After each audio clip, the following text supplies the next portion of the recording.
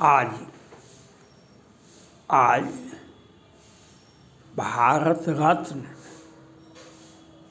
Missile man आज भारत एक मजबूत रक्षा क्षेत्र में मजबूत है। विश्व में America, China, France, Australia, Japan, ये पाकिस्तान, सबों पर हम भारी पड़ते हैं। तो हम आत्मनिर्भर भारत हैं। ये आत्मनिर्भर भारत हैं, मेड इन इंडिया हैं। यह कैसे हो गए? हम इतना विकसित कैसे? आज पाकिस्तान के बहुत सारे चैनल वाले रोते हैं कि एक साथ आज़ाद हुआ, वह अंतरिक्ष पर जा रहा है, भारत मंगलयान छोड़ रहा है, अंतरिक्ष से हमारी सुरक्षा का व्यवस्था किया गया है, और पाकिस्तान रोटी के लिए तड़प रहा है। पाकिस्तान रोटी के लिए तड़प रहा है। क्यों? हमारे देश के महात्मा गांधी जब देश शरीर छोड़े थे तो राम राम कहा था, हे राम हे राम। और तो हमारा सनातन संस्कृति, सभ्यता और आधुनिकता, सभ्यता, संस्कृति, सनातन और आधुनिकता, आप जब तक पढ़ेंगे नहीं, जब तक आप शोध नहीं करेंगे, तब जब आप अपने बुद्धि का, अपने शिक्षा का, अपने खोज का में अगर आप नहीं बढ़े तो शिक्षा बिनु पशु समान, शिक्षा बिनु पशु समान, ये बात आप सुना होगा। और हमारे देश के सबसे बड़े वैज्ञानिक, मिसाइल मैन मोदी जी ने, जब अब्दुल कलाम साहब जब शरीर त्याग दिए थे तो मोदी जी ने कहा था, राष्ट्रपति प्रधानमंत्री एक सीमित कार्यकाल होता है और मिसाइल मैन का कार्यकाल वो आजीवन, जब तक भारत है तब तक अब्दुल कलाम जी याद किए जाएंगे।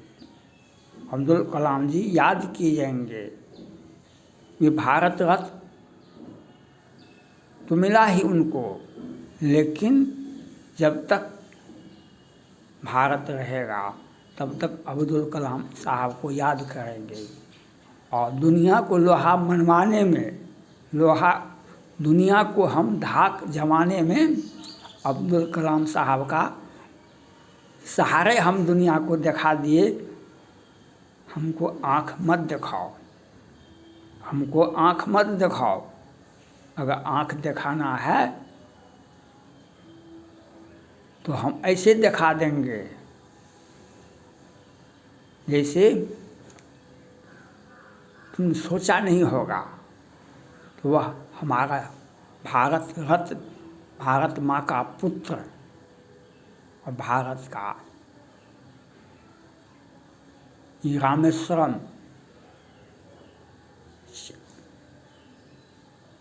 में इनका घर था।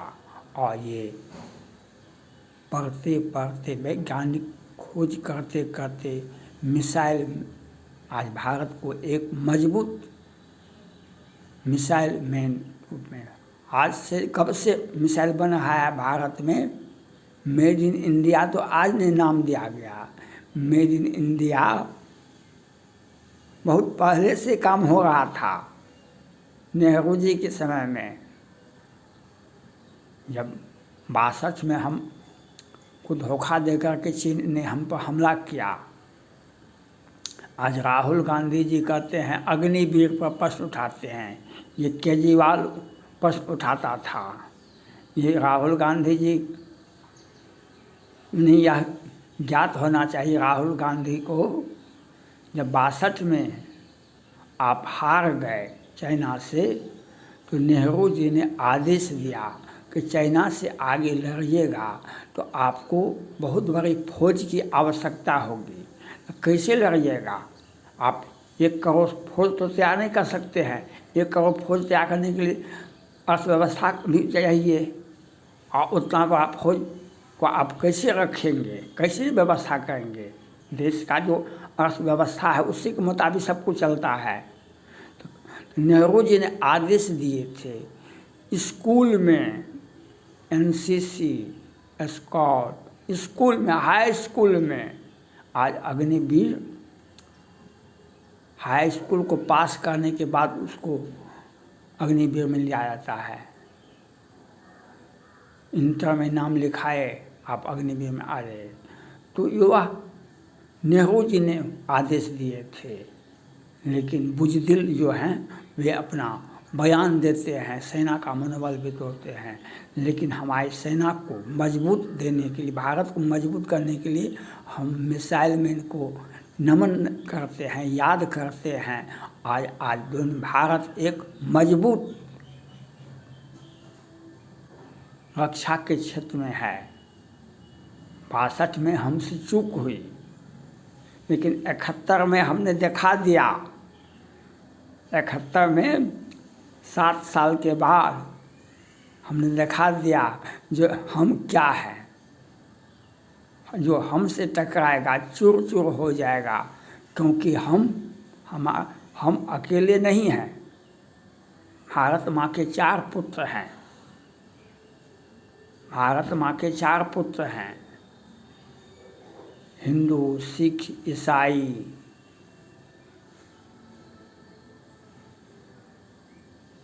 सभी के सभी भारत माँ के सभी संतान हैं। और उसी में एक अब्दुल जी कलाम साहब थे। उन्होंने भारत को एक मजबूत मिसाइल दिए, जो हमने 71 में, 62 के बाद 71 में हमने दिखा दिया, जो चाइना और पाकिस्तान को 2 भागों में बांट दिए। तो हम अब्दुल जी कलाम साहब को याद करते हैं, और उनसे मुसलमानों को सीखना चाहिए। उनसे मुसलमानों को सीखना, मुसलमान तो सीख रहे हैं, लेकिन कुछ लोग दिग्भ्रमित करते हैं युवाओं को। आज युवा दिवस है, विद्यार्थी दिवस है, और आज अब्दुल जी कलाम साहब को याद करने का समय है। उनसे सीखिए, उनसे सीखना पड़ेगा।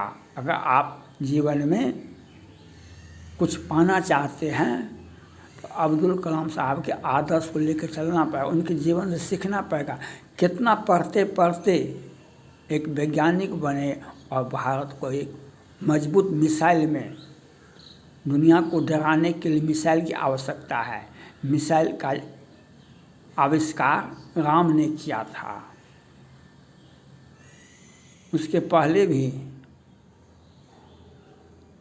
राम के वंशज थे, रघुवंश।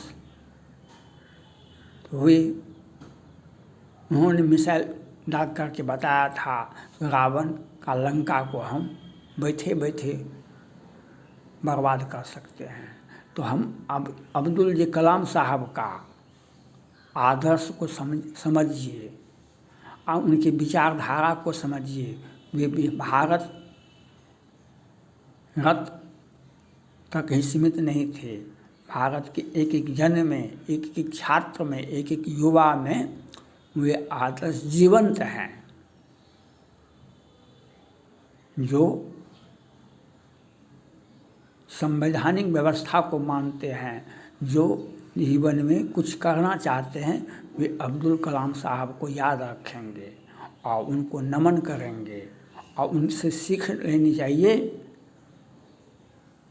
वह भी एक अच्छे मुसलमान का अर्थ होता है, जो अपने प्रति, अपने परिवार के प्रति, अपने माता पिता के प्रति, अपने अल्लाह के प्रति और देश के प्रति जो 100% ईमानदार है वही मुसलमान है। आज मुसलमान होने पर गर्व है अब्दुल कलाम साहब को, जिन्होंने भारत के लिए जिया, जिन्होंने भारत को इतना मजबूत दिया, जो आज हमारे सामने बहुत सारे देश हमसे मदद की अपील करते हैं, मदद मांगते हैं हमसे, वह अब्दुल कलाम साहब की देन है। इसको हम नमन करते हैं। उनसे वो लोग सीखें जो अब्दुल कलाम साहब जैसे व्यक्ति को आप अपने आचरण से बदनामी देते हैं, आप अपने कौम को, यह आपको सोचना पड़ेगा। थैंक्स।